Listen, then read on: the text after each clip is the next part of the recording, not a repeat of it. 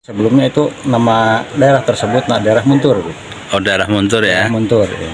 Oke. Jadi setelah yang Prabu di Muntur menjabat Sebagai apa, Ki? sebagai Raja kecil atau Raja. adipati? Prabu di Muntur ya, kerajaan kecil, Heeh.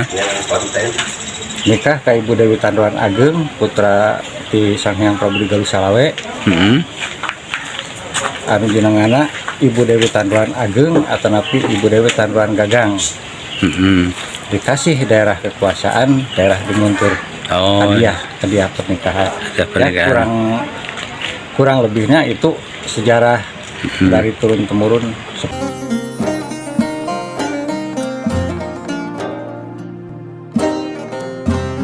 Assalamualaikum warahmatullahi wabarakatuh. Halo sahabat Sufi, berjumpa kembali di program Kisah Dakwah. Hari ini saya sedang berada di makam Prabu di Muntur, salah satu pendiri kerajaan Galuh Kertabumi yang bertahta dari 1500 sekian sampai 1600 Masehi.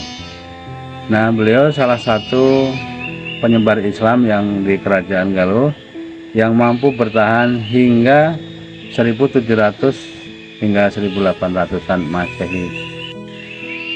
Nah, yang kita catat dari kisah-kisah beliau adalah bagaimana di Kertabumi yang di sini juga ada peradaban masa lalu. Galuh masa lalu zaman peradaban batu, ada namanya Gunung Susuru. Beliau menyebarkan Islam di daerah sini yang ketika itu warga dari Galuh kuno menganut kepercayaan Sang Hyang. Nah, bagaimana sih kisah dakwah beliau sehingga bisa mengislamkan rakyat di Galuh Kertabumi ini? Kisah keberhasilan Prabu di Muntur dalam menyebarkan Islam, beliau menggunakan salah satu budaya lokal ya, yaitu budaya pertanian. Nah, di sini kita lihat bahwa masyarakat Galuh Kertabumi itu hidup dari pertanian agraris. Kemudian di bidang nilai-nilai sosial, Kanjeng Prabu menggunakan metode Sufi. Ya, jadi beradaptasi dengan warga Galuh yang ada di Kertabumi ini, sehingga kehadiran Prabu di Muntur mudah diterima oleh masyarakat Galuh pada waktu itu. Tidak dikisahkan ada peperangan atau pertarungan hebat ya dalam penyebaran Islam di sini. Kalaupun ada konflik, itu hanya konflik di dalam kerajaan antara adik ipar, Adipati Paneka dengan adik iparnya. Nah, kemudian ini bersisilah nanti dengan Sumedang Larang. Jadi penyebaran Islam di sini nanti akan nyambung nih dengan kerajaan Sumedang Larang.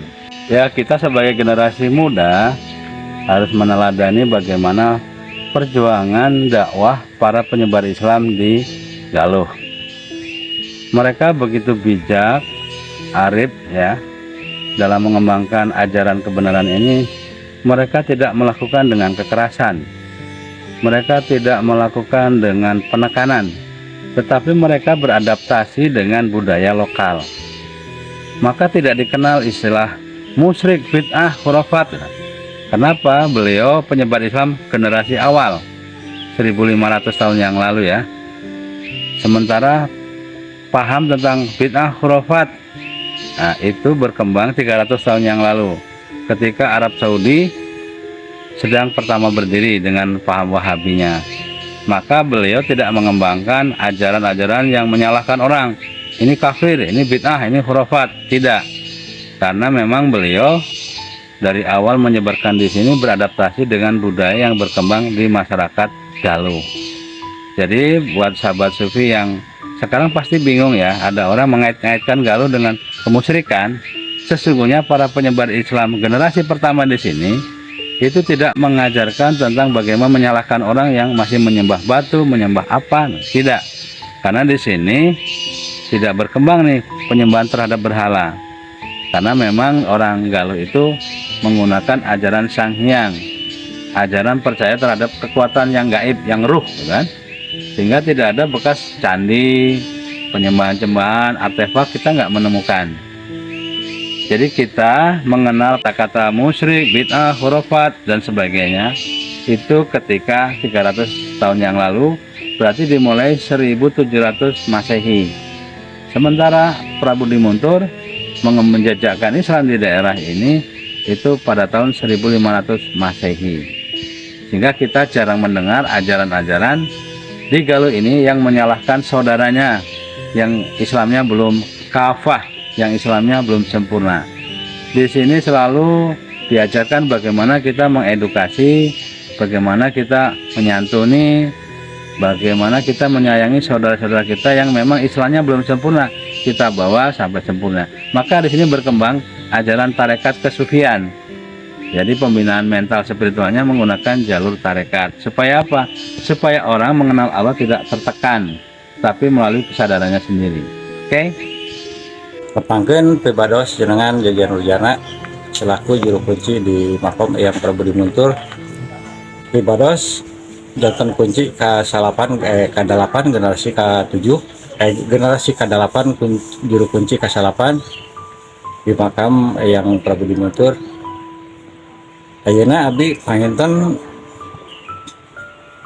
medar sakedik sejarah tentang Eyang Prabu Dimuntur bahwa beliau diutus di Sumedang Larang ke Galuh Kertabumi, khususnya kanggo ngislamkeun daerah Galuh Kertabumi, khususnya umumna daerah Galuh.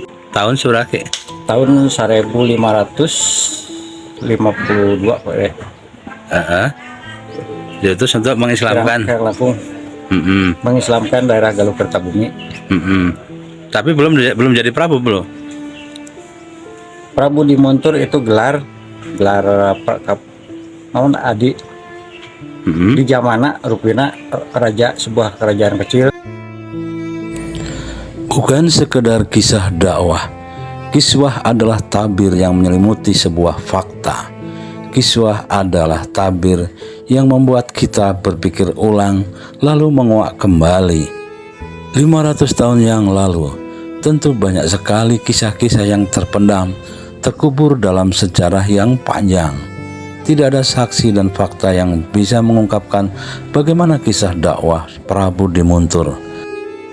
Akan tetapi ada satu nilai yang diwariskan oleh Prabu Dimuntur, bahwa beliau dakwah tidak dengan menggunakan kata-kata kasar, tidak juga menyalahkan, tidak juga menjustifikasi masyarakat Galuh pada waktu itu. Beliau merangkul masyarakat Galuh waktu itu dengan mengenalkan Islam dari mulai bersuci, beribadah, hingga menghayati kehidupan sehari-hari. Oke, sampai di sini dulu. Jangan lupa like, share, comment, and subscribe. Wassalamualaikum warahmatullahi wabarakatuh.